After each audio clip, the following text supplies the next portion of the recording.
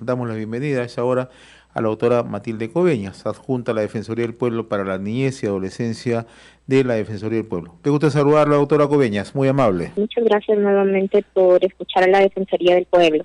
Dos temas muy puntuales que está planteando la Defensoría. Uno, han expresado su preocupación respecto a la atención de casos de violación sexual de niños, niñas y adolescentes. Y un segundo tema, que lo vamos a desarrollar por partes, es que también han dado a conocer las denuncias de padres de familia por la falta de información respecto al estado de salud de los menores de edad, de sus hijos, ¿no?, internados en distintos centros hospitalarios y la falta de comunicación directa, y sobre esto la Defensoría también ha expresado su preocupación, ¿no? Vamos por el primer tema, la atención de casos de violación sexual de niños, niñas y adolescentes. Revisamos las cifras y en realidad estamos en un crecimiento casi exponencial, ¿no? Efectivamente, señor Hernández, la Defensoría del Pueblo hace unos días nuevamente, ha reiterado su preocupación por la falta de atención adecuada de los casos de violación sexual de niñas, niños y adolescentes. Es decir, el sistema de justicia para las víctimas de violencia, en este caso para la niñez y adolescencia, no está funcionando adecuadamente. Si bien hay esfuerzos del Estado para poder atender a las víctimas de todos los tipos de violencia, todavía encontramos problemas en la atención de los casos a nivel de las entidades que forman parte de este sistema de justicia, ¿no?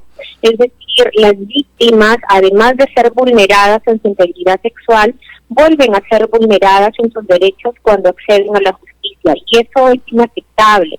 Es inaceptable, por ejemplo, que la Policía Nacional del Perú, en algunos casos, se demore de comunicar inmediatamente a los juzgados de familia, a pesar que ahora, en este contexto de emergencia sanitaria, se ha expedido una norma para que inmediatamente en el día se avise a los juzgados de familia y ellos puedan dictar medidas de protección para las víctimas de violencia sexual. Sin embargo, al no comunicar la policía, los juzgados de familia también se demoran en el dictado de medidas, y a veces cuando la propia policía comunica inmediatamente es el juzgado de familia el que se demora, con lo cual las víctimas quedan todavía en total desprotección, ¿no? Lo que debería hacerse es inmediatamente proteger, brindarle una protección especial que merecen las personas menores de edad, más cuando son víctimas. También hemos encontrado problemas por parte de otra instancia del Ministerio Público, ¿no?, que a pesar que también ha salido disposiciones a nivel de su titular de que se atiendan de manera inmediata todos los casos de violencia contra los niños, niñas y adolescentes, todavía hay demora, por ejemplo, en dictar medidas coercitivas contra el agresor, que el agresor en la mayoría de casos son los familiares, ¿no? Estas y otras dificultades hemos encontrado en cuanto al acceso a la justicia para las víctimas, pero también hay dificultades, por ejemplo, para atender la salud integral de las víctimas de violación. No se les entrega en todos los casos los kits de emergencia que son tan necesarios para poder prevenir un embarazo o para poder prevenir una enfermedad de transmisión sexual entre los niños y niñas que han sido violados, ¿no? Incluso hemos tenido un caso donde una niña que había sido violada, además de que no se le había entregado el kit de emergencia, tampoco se le había pasado, se le había hecho la prueba rápida, porque su agresor estaba también contagiado con COVID. Entonces la niña no estaba siendo evaluada integralmente por el establecimiento de salud y corría mayor riesgo su vida, ¿no? Entonces, estos problemas no pueden seguir dándose. No pueden las víctimas de violación sexual seguir siendo desatendidas en sus derechos. No se les puede seguir vulnerando sus derechos, porque es necesario recordarles que los niños, niñas y adolescentes merecen un trato respetuoso, merecen un trato adecuado, pero sobre todo merecen que se les proteja especialmente y se les respeten sus derechos fundamentales. Ahora, en esta emergencia hay un hecho que de una u otra manera ha sido recurrente, pero tenemos entendido ya alcanza niveles de mayor preocupación, ¿no? Es que los agresores se están en el ámbito familiar, ¿no?, en el entorno, ¿no? Exactamente.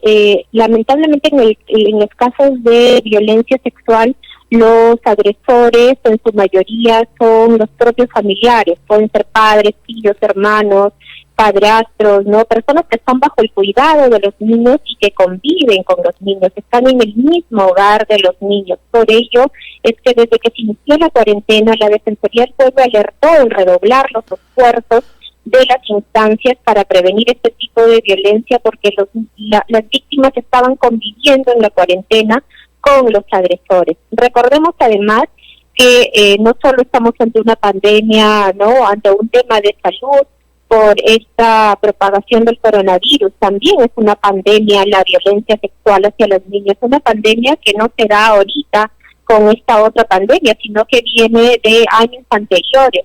La violencia es un problema estructural que afecta muchísimo la vida de los niños, niñas y adolescentes, y que incluso puede causarles daños irreparables o irreversibles en su vida, ¿no? Ahora, otro tema donde le ha puesto bastante énfasis la Defensoría del Pueblo es que se han registrado un conjunto de denuncias de padres de familia, ¿no? Y esto tiene que ver por la falta de información, la falta de transparencia respecto al estado de salud de sus hijos, ¿no? Todos ellos menores, ¿no?, que están internados en establecimientos de salud, ¿no? O la falta de comunicación directa. Entendemos que estamos en una emergencia, pero no se han adoptado los mecanismos como para brindar justamente una atención más directa y sobre todo información, ¿no? Y esto lo hemos visto en Lima, en el caso del Hospital de Niños y en otros nosocomios del país, ¿no? Exactamente, señor Hernández. Entendemos que estamos en una emergencia, por lo tanto las visitas están restringidas para poder proteger a los propios niños, los propios familiares que van a la visita e incluso al propio personal médico, ¿no? Sin embargo, a pesar de estar restringida las visitas, nunca se debe de dejar de informar el estado de la salud de los pacientes a los familiares o a sus representantes, ¿no? En el caso de los niños, niñas y adolescentes que están internados en los nosocomios, esto se hace mucho más exigible. Respecto a adultos, hemos tenido también problemas en Arequipa y Cajamarca, donde no se brindaba la información de adultos que estaban internados por COVID. En este caso, en el hospital de Breña hemos tenido quejas porque no se les daba información de niñas, niños y adolescentes internados, lo que agudizaba la angustia de los padres. Es muy humano que los padres, ¿no?, al escuchar constantemente que hay problemas de falta de oxígeno, de camas UCI, de que hay falta de medicamentos, es evidente que ellos van a preocuparse al no recibir ninguna evaluación, ningún estado de la evaluación de la salud de sus niños. Por eso es que la Defensoría del Pueblo recuerda a los nosocomios que existe un derecho de acceso a la información sobre la salud de los pacientes y también esta información debe brindarse a los familiares, que en este caso son los familiares de los niños, ¿no? Les recuerda ello para que puedan establecer canales efectivos de información en los diversos establecimientos de salud, de modo que evitemos el pánico, la angustia, la incertidumbre en los familiares, ¿no? Se necesita un canal de información para que los padres sepan dónde dirigirse, a quién llamar, no a quién consultar, en qué horario se va a consultar, y esto se hace mucho más exigible cuando se trata de niños por el especial cuidado y atención que deben atender. Pero el tema no queda ahí, el tema no solamente es brindar información. Recordemos que los niños están solos, sin su familia, en un hospital. Esto también genera angustia a los niños, y sus emociones también. Aquí hay que tener en cuenta que juegan un rol muy importante para que se puedan recuperar integralmente, ¿no? Para que todos los aspectos de su salud puedan estar recuperados, no solamente su salud física, sino su salud emocional, estamos hablando, ¿no? Entonces, para ello, el hospital tampoco debe olvidar que hay que establecer los vínculos socioafectivos con los padres de familia. Hay que adoptar medidas donde los niños puedan hablar con sus propios padres. Esto les va a alegrar, les va a ayudar en algo a que se sientan bien, ¿no? Esto puede ser a través de videollamadas, llamadas telefónicas, mensajes. El hospital podría organizarse con un grupo de médicos, un grupo de su personal o algunas personas que designe para que se establezcan también estos vínculos o se restablezca el vínculo de los niños internados con sus padres, ¿no? Entonces, como vemos, hay muchas cosas por resolver todavía, ¿no? En efecto. Doctora Matilde Coveñas, como siempre, muy reconocido por esta comunicación con Enlace Regional RCR, Red de Comunicación Regional. Muy buenos días, muy amable. Gracias, señor Hernández, y cuente siempre con la Defensoría del Pueblo para seguir contribuyendo en la defensa de los derechos de la niñez y adolescencia. Gracias. Siempre a la orden la Defensoría del Pueblo para ver estos temas.